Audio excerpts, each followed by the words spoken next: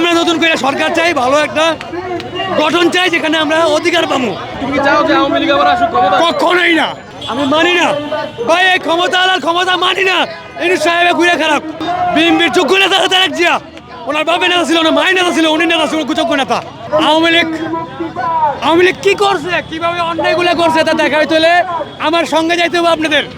আমার এলাকা আছে, আমার দেশ আছে, আমার সমাজ আছে, যে সমাজে আওয়ামী লীগ অন্যায় করছে, আওয়ামী লীগ অন্যায় করছে এবং এমন করে বলছে, মানিস না কথা, তোকে মেরে ফেলবো, তোর সংসার সব পরিবার সহকারে নিচ্ছিন্ন করে দেবো। আওয়ামী লীগের ফ্যামিলি বলছে, আওয়ামী লীগ ক্ষমতাশীল লোক বলছে, আওয়ামী লীগ চেয়ারম্যান বলছে, আওয়ামী লীগ এমপি বলছে, আমি শিল্প বাণিজ্য মন্ত্রী তো বলে আমাদের এলাকার লোক। আমার উপরে অত্যাচার হয়েছে, আমার খালতো ভাই রয়ে মেরে গুলি দিয়া পুলিশ দিয়ে মারা হয়েছে।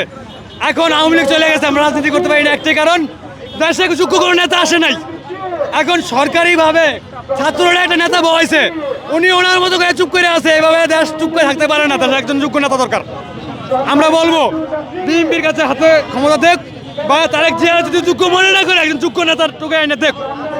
আজকে দেশের এই গ্যাঞ্জাম, আমাদের দেশের এই অবমানন, আমাদের গরিবের যে কষ্ট, এর জন্য আমরা যোগ্য নেতা চাই, শীঘ্র নির্বাচন চাই, আমাদের ব্যবস্থা চাই।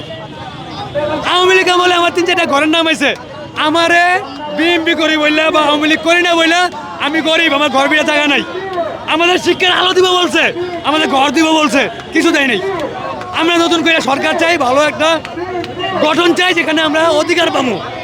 আমি একজন রিক্সাওয়ালা, আমি একজন শ্রমিক, আমি একজন গরিব, বলতে চাইতেছি আমাদেরকে আর রাঙায়েন না। ছাত্র একলা আন্দোলন করে আর দেশ স্বাধীন করে নাই, আমরাও লগে ছিলাম, আমাদের আন্দোলন করতে আবার নামায়েন না।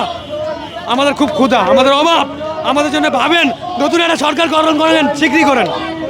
আমরা চাই নতুন করে বিএনপির যোগ্য নেতা তারেক জিয়া, ওনার বাপের নেতা ছিল, ওনার মায়ের নেতা ছিল, উনি নেতা ছিল যোগ্য নেতা।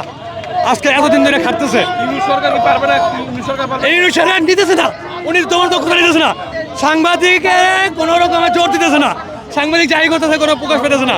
সেনাবাহিনী ভাইরা এখনো রাস্তায় পুলিশ এসে নগণ্যভাবে ডিউটি করতেছে, এদের কেউ ইচ্ছু দিতেছে না, দেশে কোনো রকম সুশৃঙ্খলা ঘুরতেছে না।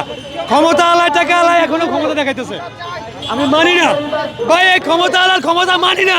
ইউনূস সাহেবের ঘুরে খারাপ, আজকে কেন এনজিওর মাধ্যমে যারা টাকা পাও না তা করে টাকা দেয়, আজকে কেন আমি গরিব, আমি লোন পাইতেছি না, আমি কিস্তি পাইতেছি না, আমার কেন গার্জিয়ান লাগবে, আমার গার্জিয়ান পাইতেছি না, আমি মানুষ খাইতে খাইতেছি।